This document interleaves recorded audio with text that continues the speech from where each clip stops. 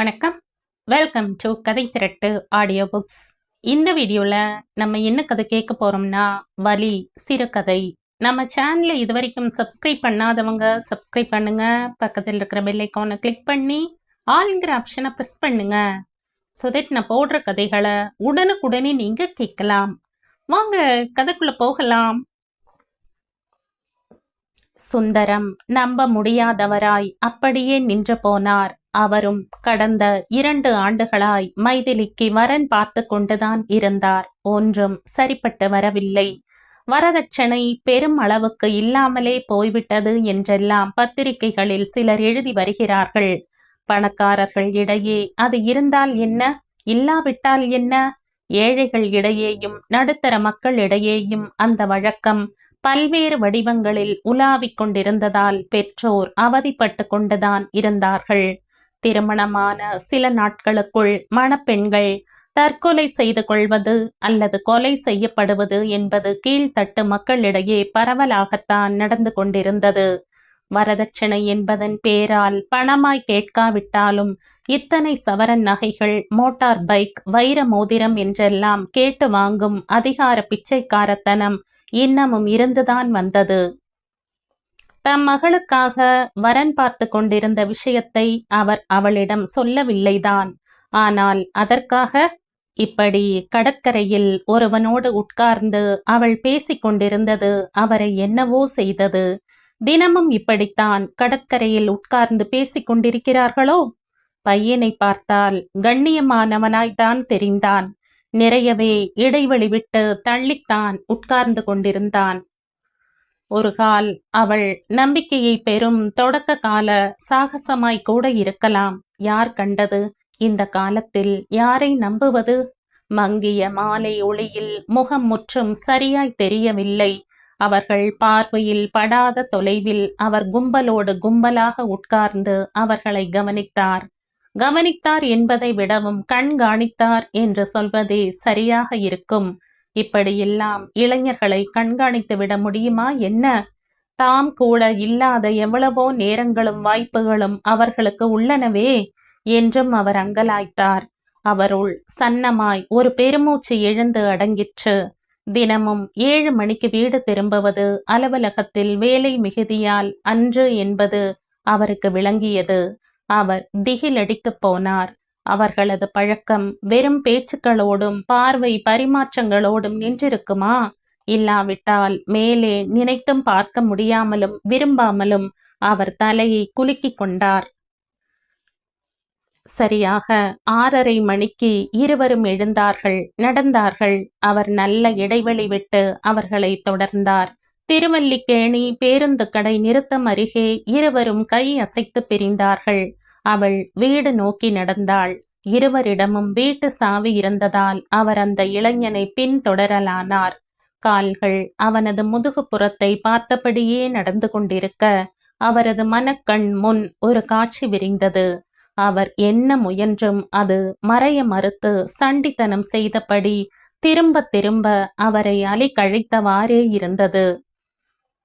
அவர் வீடு திரும்பிய போது மைதிலி ஏதோ வார இதழை வாசித்தவாறு வெறுந்தரையில் சுவரில் சாய்ந்து கொண்டும் கால்களை நீட்டிக்கொண்டும் உட்கார்ந்து கொண்டிருந்ததை ஜன்னல் வழியே அவர் பார்த்துவிட்டு கதவை மெல்ல 3 முறை தட்டினார். அவள் உடனே எழுந்து விரைந்து வந்து கதவை திறந்தாள். அவளை கண்டுபிடித்து விட்டதை சொல்லி நறுக்கென்று 4 கேள்விகள் கேட்டு அவளை அயர்த்த துடித்த நாவை அவர் மிகுந்த முயற்சியுடன் கட்டுப்படுத்தி கொண்டார். அம்மா இல்லாமல் வளர்ந்த பெண், கடுமை காட்ட அவரால் முடியவில்லை. அடக்கி கொண்டார். ஆனாலும் சும்மாவும் இருந்துவிடக் கூடாது. காப்பி குடிச்சியம்மா என்று கேட்டுவிட்டு அவர் காலணிகளை கழற்றிய பின் கூடத்துக்கு அவள் பின் தொடர வந்து நாற்காலியில் அமர்ந்து கொண்டார். என்றுமே செய்திராதபடி அவள் தரையில் குப்புற போட்டிருந்த வார இதழை கையில் எடுத்து அந்த பக்கத்தை பார்த்தார். காதலிலே தோல்வியுற்றாள் என்பது கதையின் தலைப்பு. பத்திரிகை, டிவி, சினிமா இதனால் எல்லாம் தான் இந்த காலத்து பசங்க கெட்டு குட்டி சுவராய் போறதுகள். இப்படி யோசித்த கணத்தில் சற்று முன் அவ்விளைஞனை பின்பற்றி சென்றபோது தமது மனதில் விரிந்த காட்சி அவருக்கு நினைப்பு வந்து அவரது எண்ணத்தை பொய்யாக்கியது. மைதிலி, உனக்கு சீக்கிரமே கல்யாணம் பண்ணிடலாம்னு உன்கிட்ட அது பத்தி நான் பேசலையே ஒழிய, கொஞ்ச நாளாவே உனக்கு நான் வரம் பார்த்துண்டுதாம்மா இருக்கேன். ஒரு நல்ல வரனா திகையணுமோ இல்லையோ, அதான் தாமசம் ஆயின்றிருக்கு. ஏதோ விளக்கம் தருவது போல் அவர் பேசிய தோரணையால் சற்றே திடுக்கிட்டும் முகம் சிவந்தும் அவள் தலை உயர்த்தி கணம் போல் அவரை நோக்கிய பின் குனிந்து கொண்டாள். நான் ஏற்கனவே ஜாதக பொருத்தமெல்லாம் பார்த்து தேர்ந்தெடுத்த ஒரு பையனோட அப்பாவை தற்செயலா பீச்ல இருந்து கொஞ்சம் முன்னாடி திரும்பி வந்துட்டு இருந்தப்போ சந்திச்சேன். பொண்ணு பார்க்க நாளைக்கு வரோம்னு சொன்னார். அவர், அந்த பையன், அம்மாக்காரி, ஒரு அக்கா ஆக 4 பேர் நாளைக்கு மத்தியானம் 3-3:30 மணி வாக்குல உன்னை பார்க்க வருவா. அதனால நீ நாளைக்கு ஆபீஸ்க்கு லீவு போட்டுடு என்ன? அந்த கடைசி என்ன ஓர் அதிகாரத்துடன் ஒலித்ததாய் தோன்றியதில் மைதிலி சட்டென்று தலை நிமிர்ந்து அவரை பார்த்தாள். அது மட்டுமின்றி அவர் கடற்கரைக்கு சென்று வந்த உண்மை அவளை கொஞ்சம் திடுக்கிற செய்ததும் அதற்கு ஒரு காரணமாகும். ஓரத்து விழிகளால் அவளது முக மாற்றத்தை கவனித்தவாறே, என்ன பதிலையே காணோம் என்றார் சற்றே அதட்டலாக. கல்யாணத்துக்கு இப்ப என்னப்பா அவசரம்? இன்னும் கொஞ்ச நாள் போகட்டுமே. என்னது, இன்னும் கொஞ்ச நாள் போகட்டுமாவா? உன் வயசு 24ம்மா. உங்க அம்மாவுக்கு 20 வயசுல மூத்த குழந்தை பிறந்து செத்து போயிடுத்து. நீ பிறந்தப்போ அவளுக்கு 22ம்மா.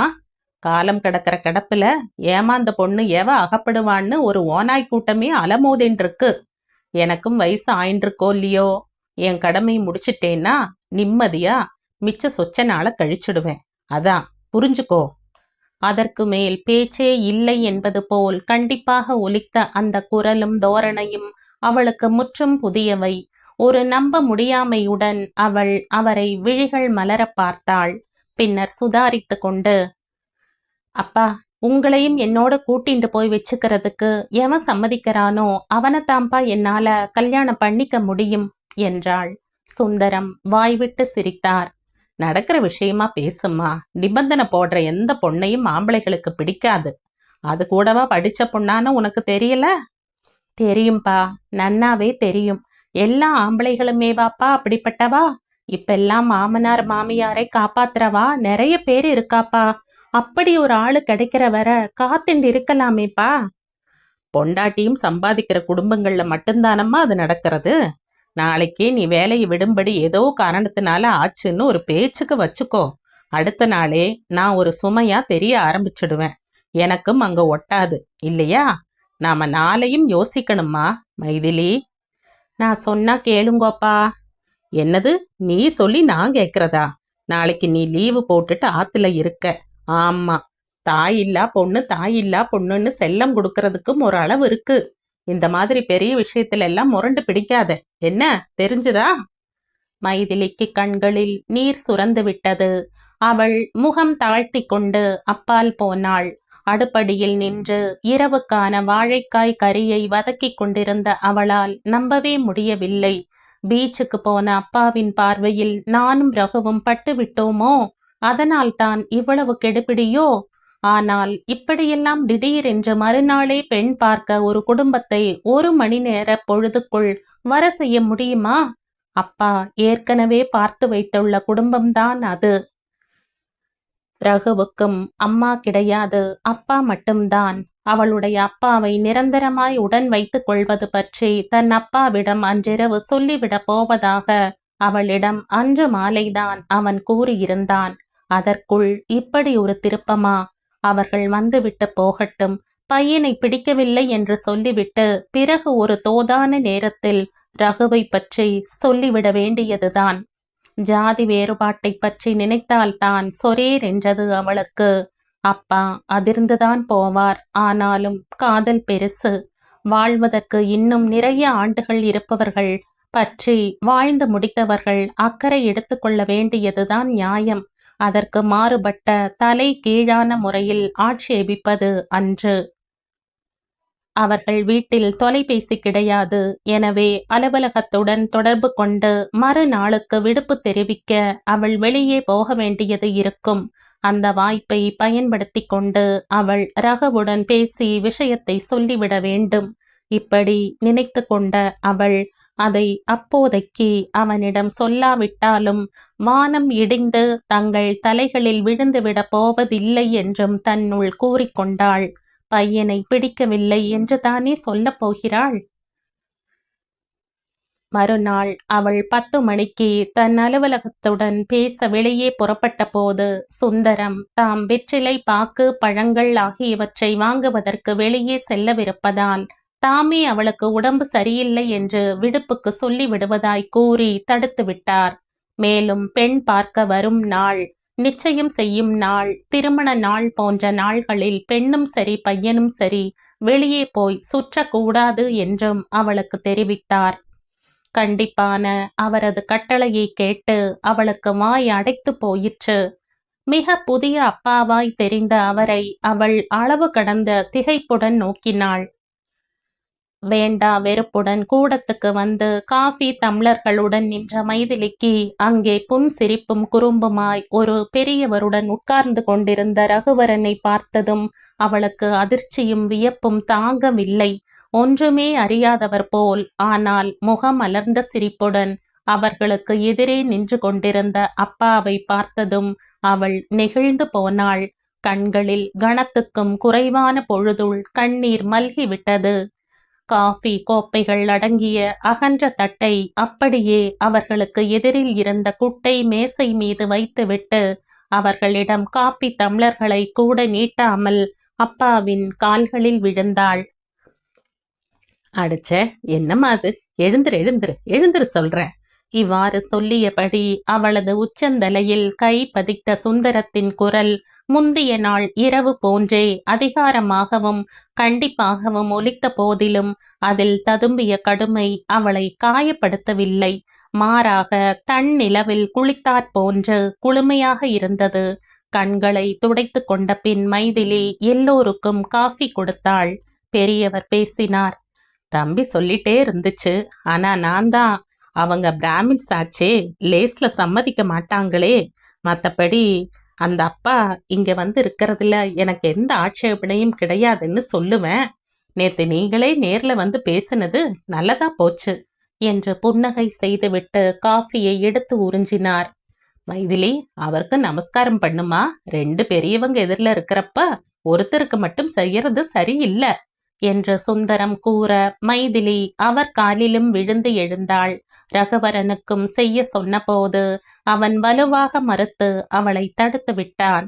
அடுத்த முகூர்த்தத்திலேயே திருமணத்தை நடத்திவிடலாம் என்று பெரியவர்கள் இருவரும் சேர்ந்து முடிவு எடுத்தனர். அவர்கள் போனதன் பிறகு கதவை சாத்தி கொண்டு உள்ளே வந்த சுந்தரத்தை அவளால் நிமிர்ந்து பார்க்கவே முடியவில்லை.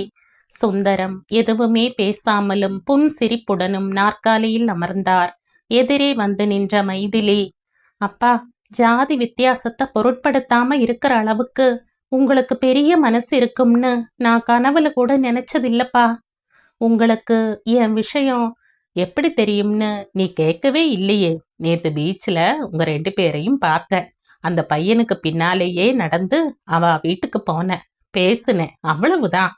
இவ்வாறு தாமாகவே சொல்லிவிட்டு அவர் புன்னகை செய்தபடி இருந்தார்.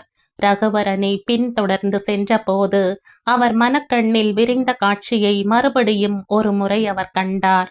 20 வயது கூட நிறையாத இளைஞனாக இருந்த பருவத்தில் தன் வீட்டு பணிப்பெண்ணின் மகள் ராஜம்மா மீது தான் ஆசைப்பட்டதும், நெருக்கமாக அவளுடன் அமர்ந்து பேசிக்கொண்டிருந்த கணத்தில் பிடிபட்டு அப்பாவால் பயங்கரமாய் அடிக்கப்பட்டதும், அந்த பெண் அரளி விதையை அரைத்து தின்று உயிரை விட்டதும் அடங்கிய காட்சிதான் அது.